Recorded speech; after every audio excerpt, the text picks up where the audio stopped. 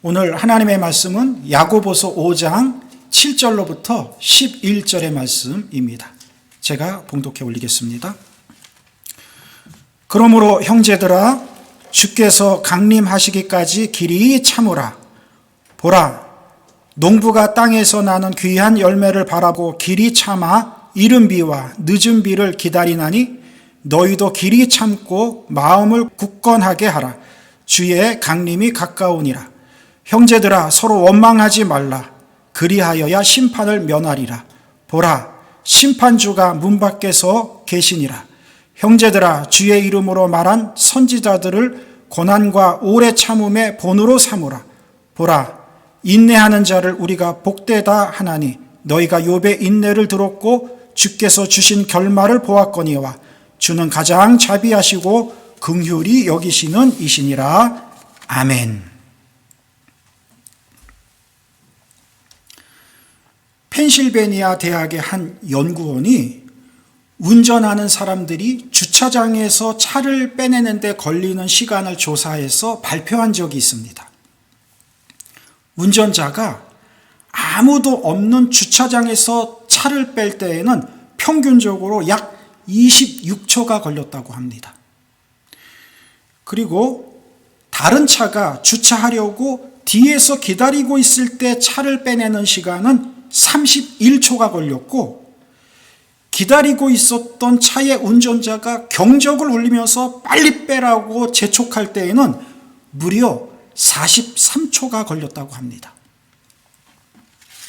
이 조사의 결과가 말해주는 것처럼 사람들이 급하게 서두르게 되면 조급함으로 인해서 오히려 일을 어렵게 만들고 스스로 손해를 보며 산다는 것을 알게 됩니다. 일반적으로 사람들이 죽을 때가 가까이 되면 자기 인생을 돌이켜보고 보통 3가지를 후회한다고 합니다. 첫째는 좀 더 베풀며 살 걸, 내가 왜 그렇게 인색하게 살았는가 하는 후회를 한다고 합니다. 그리고 둘째는 좀 더 사랑하며 살 걸, 이 짧은 인생을 살면서 왜 그리 다투고 이해하지 못하고 살아왔는가, 그때 좀 더 따뜻한 말을 해줄 걸 하고 후회를 한다고 합니다. 그리고 셋째는 좀 더 참으며 살 걸 그랬다고 후회한다고 합니다. 그때 내가 좀 참고 그 말을 하지 않았으면 좋았을 걸 하고 성급함으로 인해서 일을 그르친 것에 대해서 후회를 한다고 합니다. 오늘 우리가 읽은 본문에는 반복되어 나오는 핵심 단어들이 있습니다.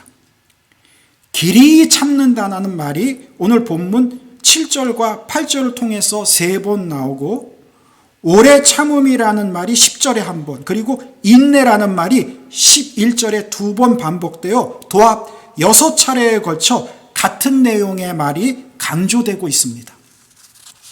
그리고 또 한 가지 중요한 단어는 오늘 본문 7절, 8절에 기록된 주의 강림이라는 말입니다. 그래서 오늘 본문에서 야고보가 강조하고자 하는 중요한 주제는 주께서 이 땅에 다시 오실 때가 가까웠으니 지금 우리가 처한 고난으로 인해 낙심하지 말고 길이 참고 견디면 주께서 갚으신다는 내용입니다.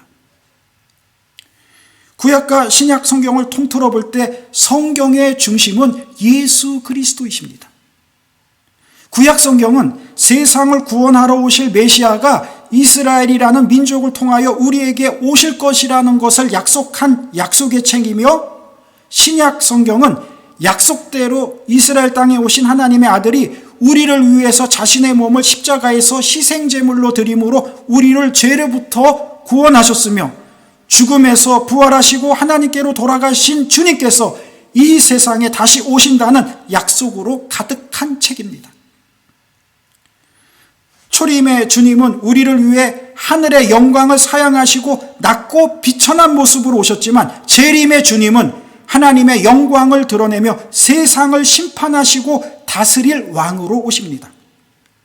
그래서 예수 그리스도에 대한 기독교의 가장 중요한 가르침은 그분의 오심과 죽으심 그리고 부활 승천이며 마지막에 다시 오셔서 이 땅을 심판하심입니다. 주님께서 다시 오신다는 것을 믿고 고백하는 이 재림신앙은 그리스도인들의 믿음을 더욱 견고하게 하고 영원한 하늘나라를 바라보게 하는 소망을 줍니다. 오늘 본문에서 야고보는 바로 이런 재림신앙을 기초하여 고난 가운데 있는 성도들을 위로하며 장래의 소망을 약속하고 있습니다. 주께서 장차 불의한 자들을 엄하게 심판하시리니 그러므로 형제들이여 주께서 다시 오실 때까지 길이 참으십시다.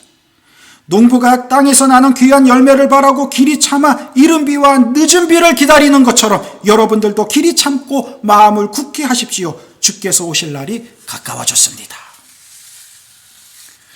그렇습니다.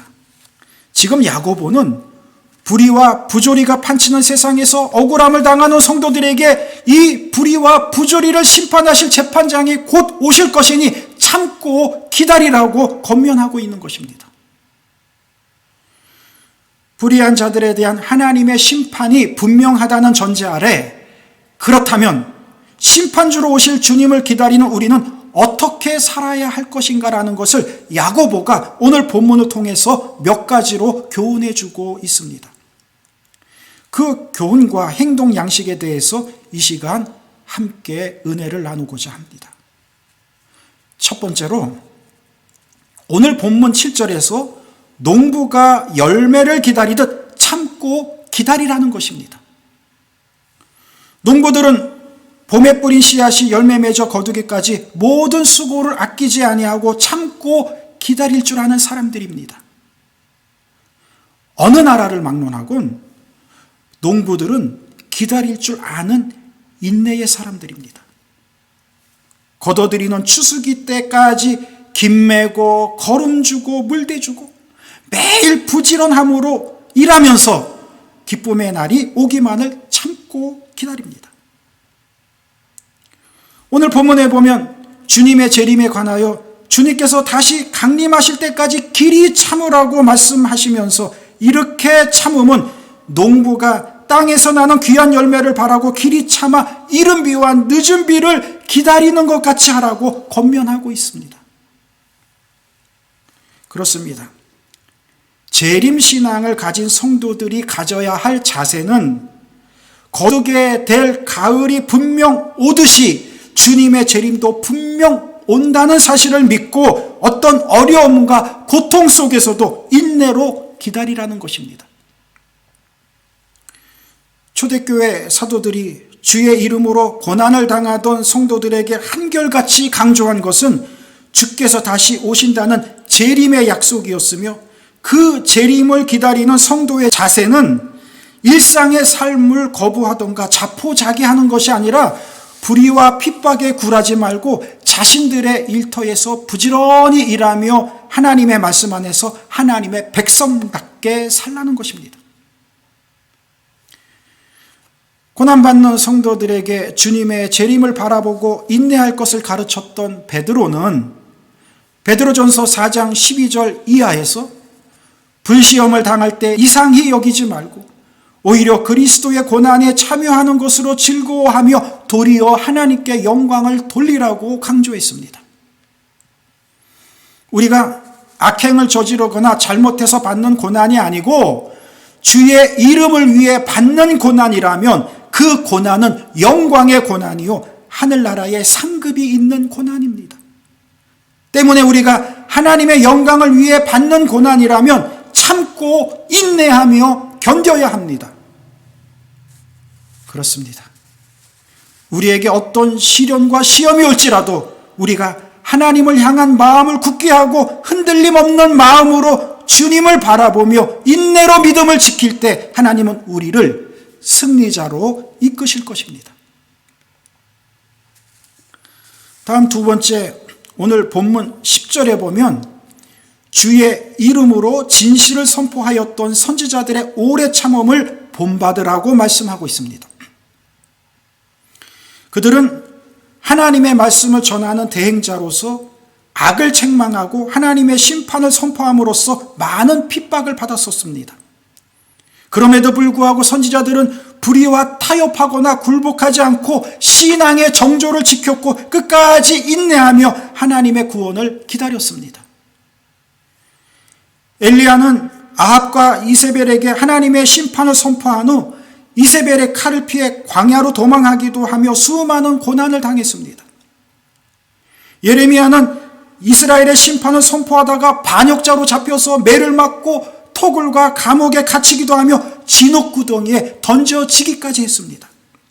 그러나 예레미야는 너는 내게 부르짖으라 내가 알지 못하고 크고 비밀한 일을 내게 보이리라 하신 하나님의 약속의 성취를 참고 기다렸습니다. 예수님도 원수들의 모함과 저주를 받으셨으나 십자가의 구원을 이루시기 위해 끝까지 참으셨습니다. 이처럼 선지자들이 고난을 참고 견딤은 이 지상에서 누리는 부귀영화를 얻기 위함이 아니라 하나님의 뜻을 이루기 위함이었습니다. 그렇습니다. 우리 역시 세상의 부조리와 불의를 따라가지 아니하고 진리로 맞서며 그들의 일들을 하나님의 심판에 맡기고 하나님의 뜻을 이루기 위해서 사는 것이지 그들처럼 악행을 저지르면서까지 지상에서 얻는 부귀영화를 누림이 신앙의 참 목적이 아닙니다. 우리가 진리의 말씀을 따라 살려고 할 때 고난과 손해가 따르는 것은 사실입니다. 그렇다 해도 선지자들이 장차 이 세상에 임할 하나님의 공의와 다스리심을 기대하며 현재의 고난을 참고 살았던 것처럼 우리는 주께서 주실 그날의 영광과 즐거움을 바라보며 오늘을 잘 참는 복된 성도들이 되어야 할 것입니다. 그런데 오늘날의 사람들을 보면 인내하지 못하고 모든 것을 쉽게 포기하는 사람들이 많습니다. 억울해서 혹은 참지 못해서 스스로 목숨을 끊는 사람들도 있습니다. 우리는 한국 뉴스를 통해서 연예인들이나 정치인들의 자살 뉴스를 자주 접합니다. 사회에서 지탄을 받게 되니까 그 손가락질이 무서워서 자살하는 정치인도 있었고 우울증이라는 병으로 인해서 자살 충동을 느껴서 자살하는 연예인들도 있었습니다. 한국에서 과거 IMF가 터졌을 때 직장을 잃은 많은 가장들과 사업가들이 자살을 많이 했었습니다. 앞으로 살아갈 길이 막막하니까 살아갈 용기가 없어서 자살하는 사람들이 많았었는데 그런데 사업에 실패해서 자살 충동이 있었지만 그것을 극복하고 악착같이 살아야겠다고 굳게 마음먹고 그 힘든 시기를 잘 극복해서 성공한 케이스들도 많습니다. 성공을 위해서 눈물의 빵을 씹기도 하고 거듭되는 실패와 좌절을 극복하고 각고의 노력 끝에 성공에 이르게 된 것입니다. 우리 사람들에게는 다 다르지만 어떤 상황 속에서도 그것을 극복하고 살아갈 수 있는 각자의 능력들이 있습니다. 그 능력을 잘 개발하고 열심히 살려고 하면 못 살 것이 없는 것이 이 세상입니다. 쥐와 고양이에 얽힌 이런 재미있는 이야기가 있습니다. 며칠을 굶은 고양이가 한 마리 있었어요. 그러니까 이 고양이가 며칠을 굶다 보니까 힘이 없어서 매일 굶주린 배를 움켜쥐고 여기저기 먹이를 찾으러 어슬렁어슬렁 다니는데 너무 오래 굶다 보니까 쥐를 눈앞에 보고도 따라가질 못해서 잡질 못합니다. 그런데 어느 날 자기 앞으로 쥐 한 마리가 휙 지나가더니 쥐구멍 속으로 들어갔어요. 따라갈 힘이 없던 이 고양이가 그 쥐가 그 쥐구멍에서 나오면 잡아먹으려고 그 쥐구멍 앞에서 쪼그려 앉아서 야옹 야옹 하면서 쥐가 나오기를 기다리는데 좀처럼 쥐가 나올 생각을 안 합니다. 당연하죠. 그 쥐구멍 밖에서 고양이가 야옹 야옹 하면서 기다리니 그 안에서 쥐가 나오겠습니까? 이 고양이가 한참을 야옹 야옹 하면서 쥐가 나오기만을 기다리는데 안 나오니까 꾀를 냈습니다. 아, 그렇지. 아, 내가 왜 여기서 고양이 소리를 내고 있는고? 내가 알기로는 저 지가 저 옆집에 사는 강아지하고 아주 친하게 지내는 것으로 내가 알고 있는데, 아, 그렇지. 내가 여기서 고양이 소리를 내는 게 아니라 옆집에 강아지 흉내를 내면은 저 지가 자기 친구가 온 줄 알고 나오겠지? 하고 생각하고는 이 고양이가 야옹, 야옹 하다가 강아지 흉내로 바꾼 겁니다.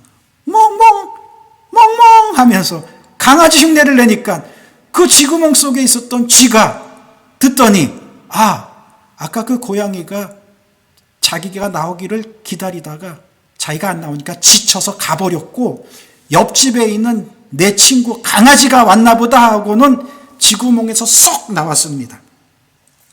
그랬더니 마침 기다리고 있었던 그 고양이가 그 쥐를 확 낚아채고는 한 입에 꿀꺽 삼키면서 한 가지를 깨닫고는 이렇게 혼자 중얼거렸다고 합니다.